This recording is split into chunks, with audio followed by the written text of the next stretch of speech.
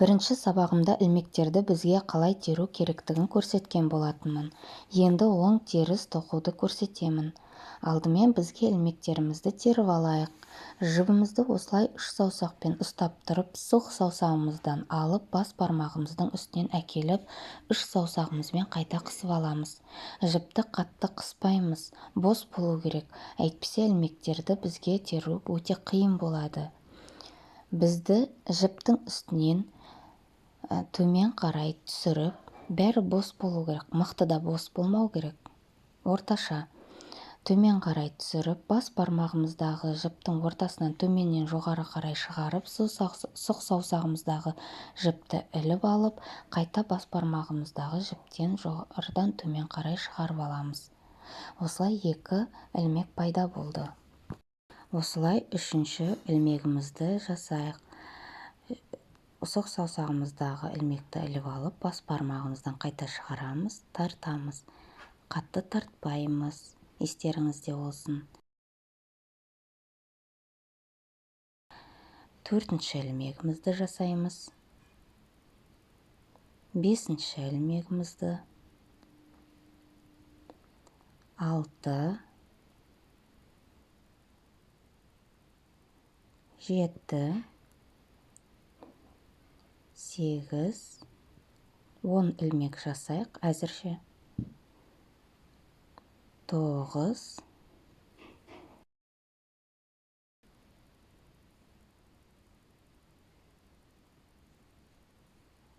10. Егер жіп қолымыздан шешіліп кетіп жатса, ары қарай тоқу қиын болмайды. Міне, егер осылай сізге көрсетейін. Екі саусағымызды аламыз да жіптің ортасынан бүйтіп тарта қоямыз. Астында үш саусағымызбен қысып тұрамыз. Бір рет тағы да көрсетейін. Сұқ саусағымыздағы ілмекті іліп алып, қайта кейін қарай шығарамыз. Міне. Астынан қарағанда осындай бізде өрім пайда болды.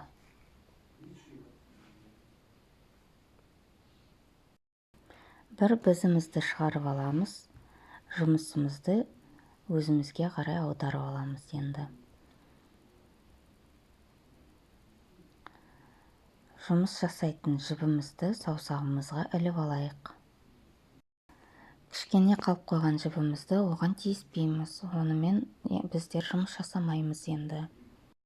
Жұмыс жасайтын жібімізді сұқ саусағымызға осылай іліп аламыз. Алғашқы ең бірінші ілмегімізді біздер тоқымаймыз.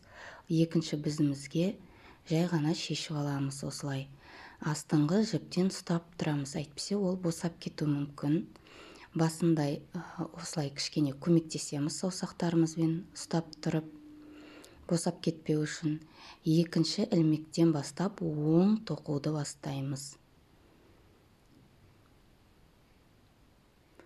Екінші ілмектен оң ілмекті жасау үшін алдыңғы жағынан міне сұқ саусағымыздағы жіпті іліп аламыз. Оң жағынан оң ілмек пайда болды. Алдыңғы жағынан оң ілмек жасаймыз.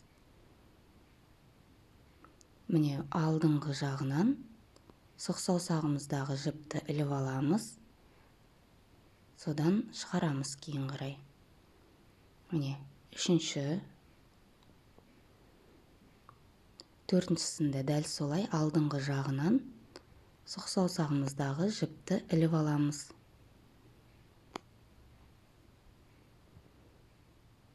Алдыңғы жағынан сұқ саусағымыздағы жіпті іліп аламыз, оң тоқимыз. Осы қатарды оң тоқимыз, келесі қатарды біздер теріс тоқимыз. Аяғына дейін осылай оң тоқып шығайық алдыңғы жағынан.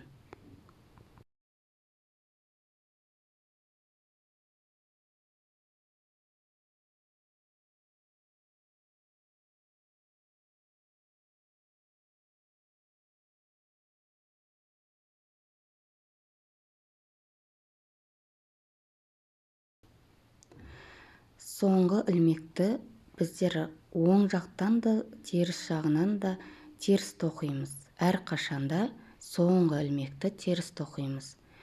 Міне, алдыңғы жағынан оңнан солға қарай бізімізді кіргізіп, ілмегіміздің ортасынан кіргізіп, жібімізді іліп аламыз. Жіп бізге өзімізге қарап тұру керек. Міне, оңнан солға қарай бізімізді жіптің ортасынан кіргізіп, ілмек жасаймыз. Бұл бізде теріс.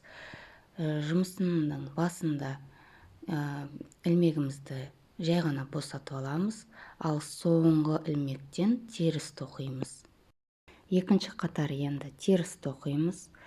Ол үшін алғашқы жібімізді жай ғана шешіп аламыз. Екінші бізімізге тоқымаймыз оны. Жіп бостау болу керек осылай. Жұмыс жібімізді өзімізге қарай әкелеміз енді.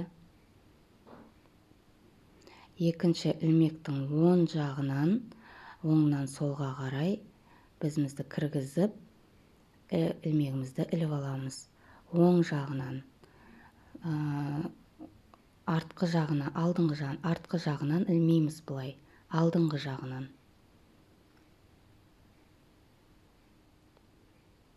Не, төртіншісі кетті. Алдыңғы жағынан. Бесіншісі кетті.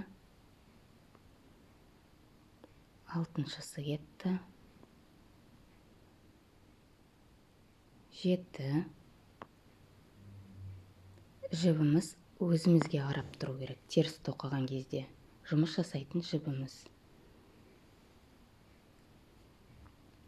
Бұнда соңғы ілмегімізді біздер теріс тоқимыз. Оң жағынан да, сол жағынан да. Соңғы жіп теріс тоқылады. Бастапқы жіп, бастапқы ең алғашқы жібімізді жай ғана шешіп аламыз. Мынау бізде оң жағымыз. Міне, екінші қатарды бітірдік. Мынау бізде сол жағымыз. Теріс. Оң жағымызда барлығы оң тоқылған. Шешіп аламыз. Үшінші қатарды көрсетейін. Алдыңғы жағынан тоқымаймыз енді. Артқы жағынан ілмек жасаймыз. Ортасынан кіргізіп, артқы жағынан ілмегімізді іліп аламыз. Міне, артқы жағынан. Үшінші қатарда біздер артқы жағынан тоқимыз.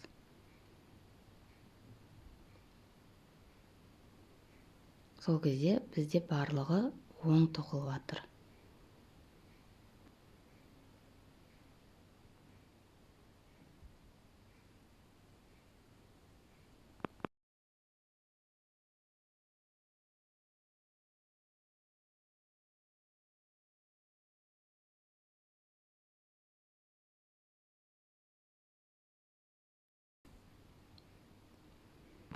Енді соңғы ілмекті теріс тоқу үшін жібімізді өзімізге қарай әкелеміз.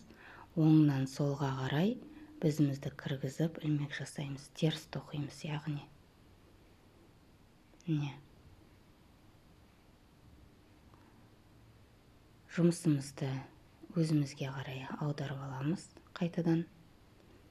Мынау бізде теріс жағымыз. Теріс тоқимыз енді. Бірінші ілмегімізді егер осылай көрсетсек, міне, бірінші ілмегімізді жай ғана шешіп аламыз. Жібімізді өзімізге қарай әкеліп, оңнан солға қарай алдыңғы жағынан теріс тоқимыз.